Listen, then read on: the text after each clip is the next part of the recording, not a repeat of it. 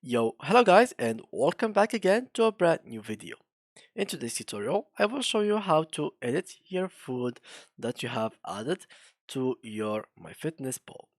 Now, and as always, go ahead and open your PC, your browser, and then tap myfitnesspal.com and log into your account. If you have already like an account on your phone, you can use your phone as well. So, now go ahead and go to food and then you will find everything you have added and removed. So for example, for today breakfast, let me add something.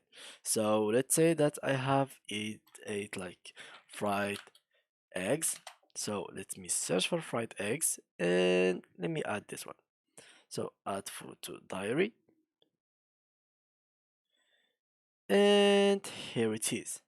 So if you want to remove something, if you want to edit it or anything, you can simply go in here to remove it. If you click here to quick tool, you can also like if there's something in yesterday, you can copy it from yesterday, copy from date, copy to date, and remember the meal.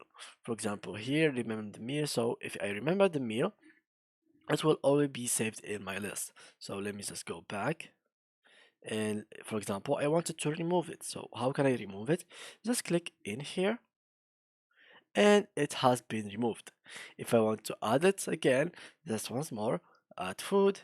Here you can check everything that has related to food recipes, etc. So let me just add it again, fried egg search.